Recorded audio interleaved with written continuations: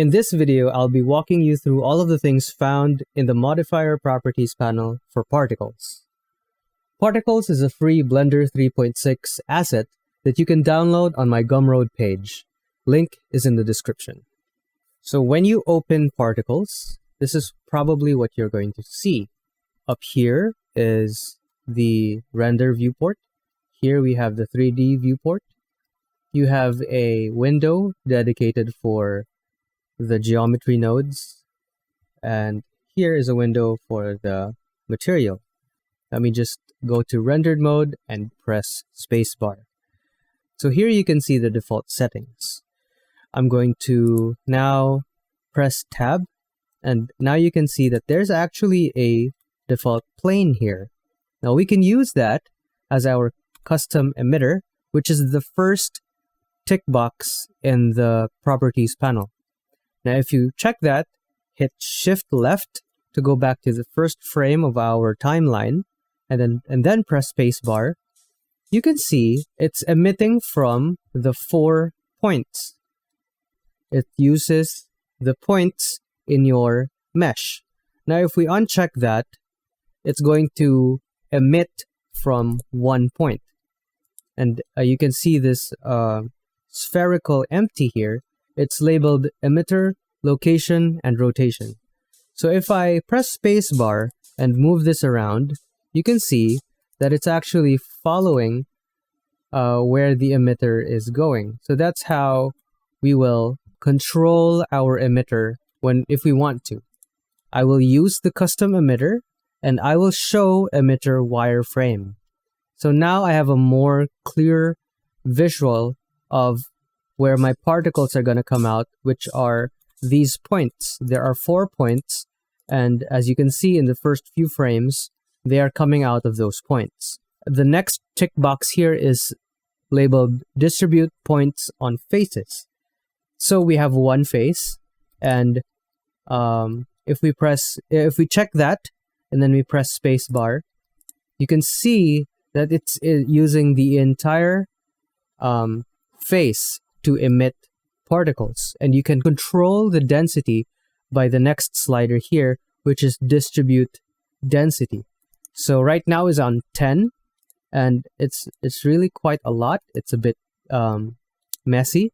So let's try going just 1, and now it's a little bit more controlled. I can see that there are some particles going around, right, coming from that face, and not just the 4 corners like how it is if this is unchecked. You can actually add any mesh here like that, and distribute points on faces will actually apply. As you can see, it's emitting from all of the faces. Okay, so moving on, we can actually limit the distribution to a mesh. So I set this up in a way that if you check this, that's the only way you will be able to see the particle limiter, which is this mesh right here. So if I tab into edit mode and expand this, and since this is checked and we've assigned this particle limiter as our object that limits the emitter, so you can see that it's only distributing points on where that mesh is. All right. So right now it's not really emitting much because our density is at 1. But if we go back to 10 with the limit distribution mesh checked, you can see that it's emitting a little bit more. But let me show you how it is. If we line this up with the face, then you can see that it's only emitting from there. Now you can animate this. Let me just move it. I'm not going to apply any keyframes, but just to show you how to use this, if I press spacebar, no particles are being emitted. But if I drag this, you can see that I can actually control where our particles are being emitted. All right, so that's how you use the particle limiter. I'm going to uncheck that, and I'm going to go back to just I'm going to uncheck everything, and we are going to go back to just one single point. Okay, now spawn particles. If I uncheck that, that's pretty much it. We're not spawning any particles. Now, what you can do is animate this so that you can control when the particles are going to spawn. Next is, what particles do you want to use? So right now I'm using an icosphere, and I have a collection here labeled particle, but this actually has 4 objects. It's an icosphere, a cube, there's a cone, and there's Suzanne. And these are actually assigned some materials as well.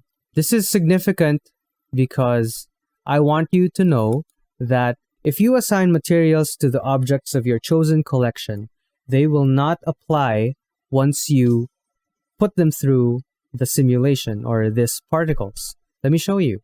Right now I have this collection chosen. I'm gonna press spacebar now.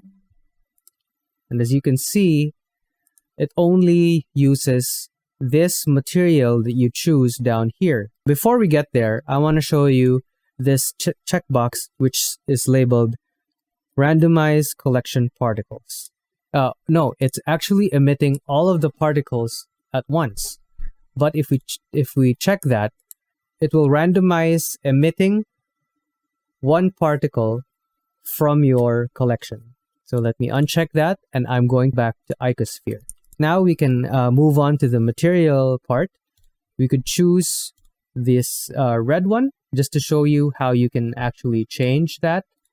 And let's choose that over here. You can change the color if you want, right? And that's going to update immediately. But I want to show you this one particular material, which is color over time. So this color over time just basically changes the color of your particle according to its age or how long it's existing in your simulation. So if I press spacebar, you can see that our particles are going from white to cyan to blue and eventually to black. So I'm going to change that back to emission white. And now for the spawn rate, you can see that there are 2 values over here. There's spawn rate minimum and spawn rate maximum. If you have both these numbers with the same number, it means that particles will be emitted every 10 frames. Every 10 frames, there's going to be 1 particle that's going to be emitted. But if you want to randomize that, we can have 1 as the minimum and 10 as the maximum.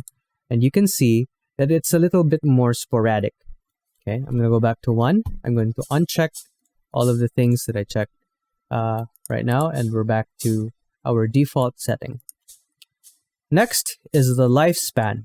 So the lifespan, if you check it, it means that these particles will be deleted or they will die after how many frames. So if I put 5 here, they will die after 5 frames. So as you can see, it's very short. The lifespan is very short, right? So this is good for sparks or explosions. And if I put it back to 60, it's pretty long, right? The next one is scale over time. If I uncheck that, the scale of your particles will not change over time. So it will remain one size, right? And it will not fade out. But if I check scale over time, it will. You can also, on the next portion here, you can determine how many frames will it take for it to have that effect. So if I were to zoom in to the geometry nodes setup, you can see that there is one particular group here called scale over time.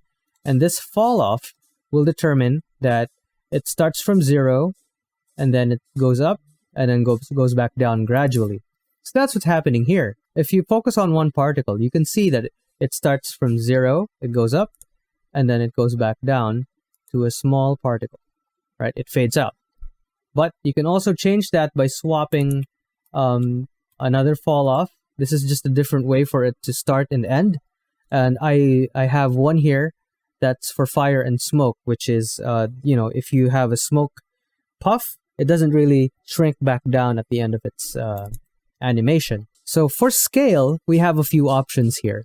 The first one, of course, is how long does it take for this effect to do. So if we put 20, it will take 20 frames for it to go from start, which is nothing, to its the size, and then go back down. So it's a bit faster here, right? You can see in this animation, it's only taking 20 frames, and eventually it will go away.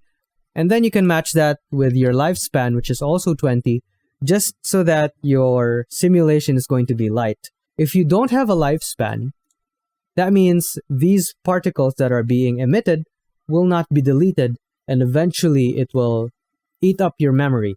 So your simulation is going to go slower. These particles actually are not being deleted, as you can see here. They're just being scaled down to 0 because we have a scale over time effect. But if I uncheck lifespan and scale over time, you can see that these particles don't really go away.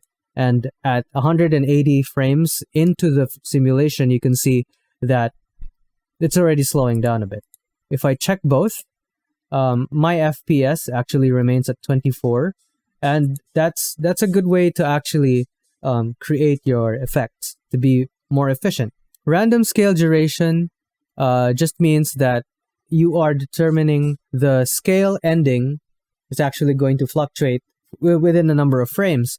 So if I have a scale effect duration of 30 and the random scale duration of 10, that just means that you are randomizing the length of the effect by a number of 10, subtracting and adding to the original scale effect duration. I'm going to keep that at 0 for now. And then the scale minimum value and scale maximum value is how big or how small you want your particles to be. So I could put a scale minimum at 0.1 and scale maximum at 2, so you could see the randomness of the size here. So let's go and actually match the lifespan again. I'm going to put 40 on the lifespan, and I'm going to put 40 also on the scale effect duration. And you can see the randomness in size when it comes to your particles. You could also randomize the particle's size. I'm going to go back to just size 1 here. And then in the next section, we're going to talk about the direction of your particles. By default, the direction random over here is at 30. And that's why you're seeing this effect right now. If I put this to 0, it means that you are not assigning a velocity to your particles. It's not really going to go anywhere. So if I press spacebar, it's just a single dot. Let's say we have direction minimum and maximum. This is another way for you to randomize. If these values are the same, it means it's going to be a consistent value, consistent velocity. So if I put 30 in the minimum and 30 also in the maximum, this is on the z-axis, you can see that we actually have a bit of a straight line, but you can see the effect now of the scale effect duration, which is this fall off right here. So it starts from 0, it goes to the size that you assign it from the scale min or scale max, and then it goes back to 0, right? Hope that's clear. Since both of our minimum and maximum values are equal, which is the number 30 right now, we're getting a very consistent output here for our simulation, almost as if it's static once you get to the scale effect duration, which is 40 frames. But if you randomize it by, let's say, direction min is 5 and direction max is 30, you will get a random, almost like a lava lamp effect here. It's emitting particles with a force of 5, and it's also emitting particles with a force of 30 and everything in between that, right? So you can also go negative here. So if I put negative 30 in direction minimum and remain 30 on the direction max, you can see what happens here. It goes on both directions, right? So another way for you to take advantage of this is if we assign negative 10, let's stay with 30. If we assign negative 30 on direction min and and 30 on direction max, you can imagine that this is actually going just on the 2D plane. And then if you want that same effect, but you want it to go upward, you can put 30 also on the direction max, but 0 on the direction min, and you'll get this effect. It's going upward only, right? Or if you want to go down, you just put negative, let's go with 60, negative 60 on the z-axis and 0 on the max. So this is what you're going to get, right? So that's just a way for you to think about the direction that you're going to assign to your particles. So let's go back to 30 and 30 on the minimum and maximum. So we'll get this because I want to show you the next portion, which is noise. So noise is a good way for you to add randomness to your particle simulation. So as you can see, without the noise, it's just a straight line going up. But with the noise going with the amount of 30, you can see that it's actually randomizing where it's going. So you can compare this to, let's say, just as an experiment, we're going to assign 0 to all the direction values, but then we're going to assign some noise. So you can see that it's just going everywhere, right? So that's how the noise behaves. And if we're going to direction random 30 and still maintain the noise, you can see that it's going, there's actually like a fluidity to it, right? If we cancel the noise and we keep the direction random at 30, everything is just going, expanding outwards. But if you have noise, it's essentially turbulence, right? So that's just going to add a little bit more of an organic feel if you want. So going back to the example earlier where I had a consistent 30 going up and we add the noise, so it's a little bit chaotic, right? But if you tame this down to like a 5, you can actually get something like a candle effect here.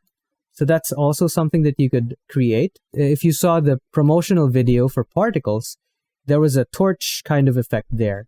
Okay, and if you assign color over time with this material, you could see that it's actually taking an advantage here. I think, yes. I haven't figured out a way to make this streamlined with all of the other parameters, but you can actually randomize the value here. So sorry, I'm going to go back. I'm going to just type 40 here so that it's consistent. A while ago, it was just 1 and 40. So it's actually randomizing the amount of time it takes for color over time to go from white to cyan to blue to black. Okay, so just for it to stay consistent, don't worry. I'm gonna make this a little bit better to understand or better to use in the next version. So now you have like this effect, right? And you can adjust the color over time. Like, let's say I want the white portion to just be at the very bottom. Okay, and it's gonna fade to black like a bit sooner. Okay, and there you go. That's how it is. Let's lessen this to 10. And I think we're gonna get a more candle feel here. Let's go back to 1. So there you go. It's very subtle, and you could see how you could probably make like a candle effect here by just assigning noise very low at 1, and then the direction min and max make it the same. Or if you want some like a turbulent candle, you could be like this, more like a torch kind of thing, right? So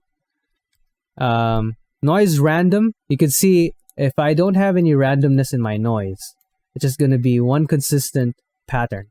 But if I assign a number to it, it's going to change the noise pattern, and therefore we have that randomness going on. Okay, and you could be very subtle with the candle effect here. All right, so that's the noise. Now we're going to go with gravity.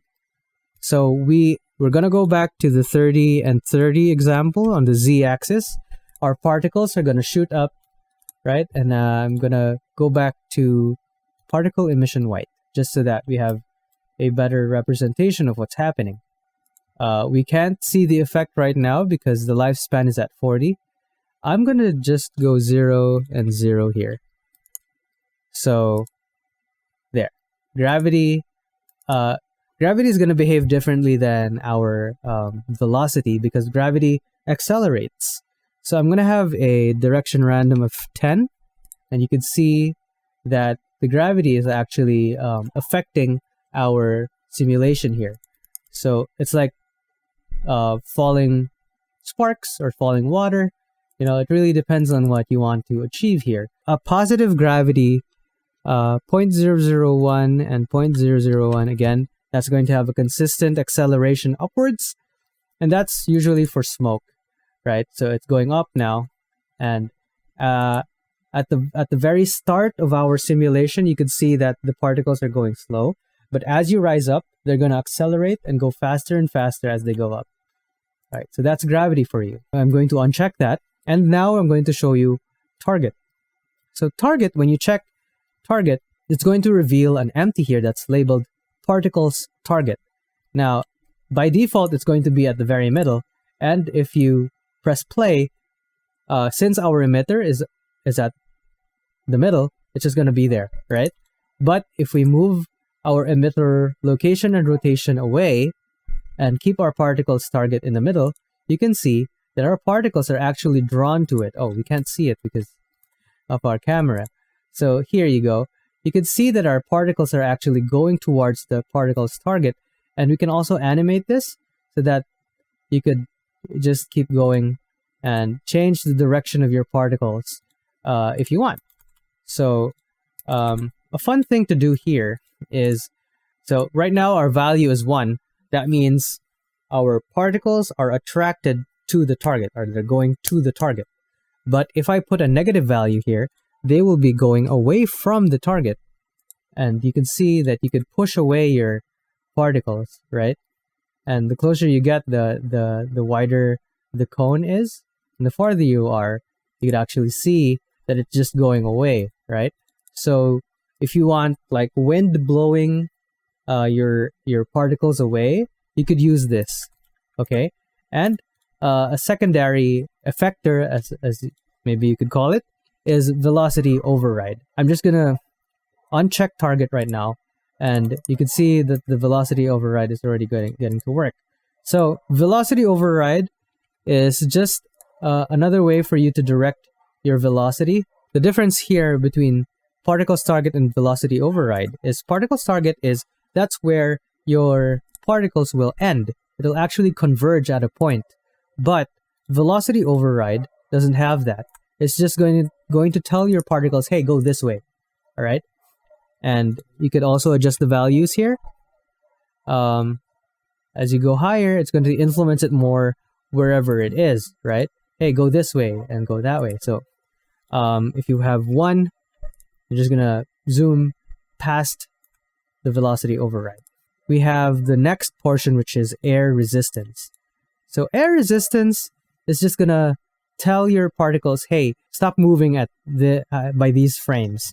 So I'm actually going to skip resistance full stop for now, and I'm going to start with resistance start and resistance end. So resistance start is when will the resistance of your particles begin? And resistance end is when is the resistance going to be at full effect, and that's where your particles are going to stop. So I'm going to go up to direction random. I'm going to go back up there, and I'm going to input like a high number like 70. So without air resistance, this is what you're going to see. It's a very fast expansion of our particles, but with air resistance, they're going to stop at a certain point. The expansion is still fast, but it's going to stop at a certain point. So resistance start is at 0, and so it's really gradually stopping at the onset. But if I put resistance start to like 30, that means that resistance is going to start at the age of 30, at the particle age 30, and it's going to end at the particle age 40. I'm going to uncheck scale over time. So it comes to a complete stop at the age 40. Let's adjust this to 20 and 30. That means when a particle is 20 frames old, the resistance effect is going to start. And when a particle is at 30 frames old, it's going to stop completely, right? As you can see there, right? So let's have this much earlier, 10 and 20. You can see the effect here, right? So the expansion is still 70, but the error resistance is now going to control that expansion. And the resistance full stop, if it's at 1, you can see that it actually freezes, right? Without the full stop, there's a bit of continuation here. And you can adjust how harsh that resistance full stop is going to be. So right now we're at 0.5. It stops. There's a clear point where it stops, but there's a little bit of continuation here. But if we put it at full, it's really going to stop right then and there, right? So random resistance end, it's also like random scale. So this just determines how many frames there's going to be randomness to it. So you could just play around with air resistance, these values here. The next part is particles phase camera, or 2D. We could visualize this better if we change our particles to star. Now we're emitting stars. As you can see here in our 3D viewport, particles phase camera is just going to make our shapes face the camera, right? So that's just how just a nifty way to have two-dimensional particles face our camera. This is good for also text objects, or if you have patterns other than stars that you want to see, right? So here we are. And if we move the camera, as you can see, the particles are going to follow, just facing the camera. All right. So we also have a way to rotate our particles. You have to check it first. And then, well, for this example, it's better to visualize the effect by the z-axis. So this is x, y, and z. So this is also a way to randomize it. Again, if you want to rotate our particles by 15 degrees all across the board, then you have 15 and 15. But if you want to randomize that, I could have -45, and then now you can see that our particles are our particles are rotated randomly.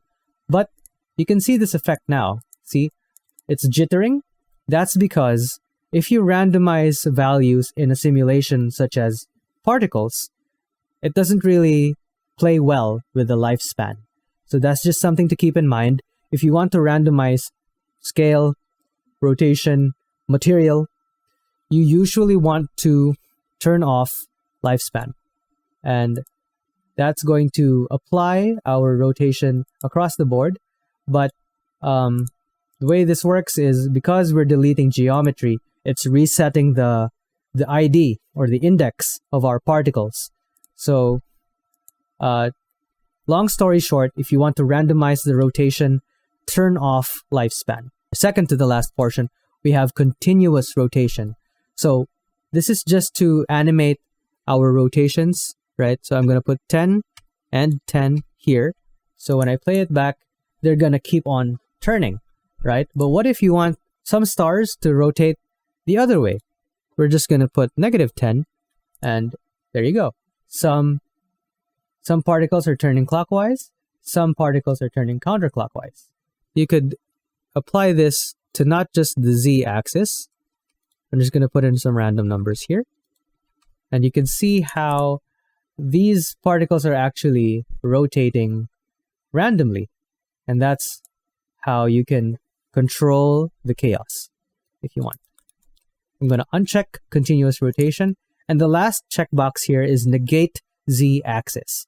So if you want your particle system to just expand through the Y and the X axis, you can also do that. I'm going to go back to icosphere for the particles, and I'm going to go off my camera view. You can see that it's a plane. It's just going out the 2D plane, right? This is for when you're doing shock waves. You just don't want to have to assign XY values here and just want to go to direction random. Okay, so here's the same thing with noise. Let me go to like 30 here just so that we can see the effect. Right, so now there's noise. We go back to scale over time.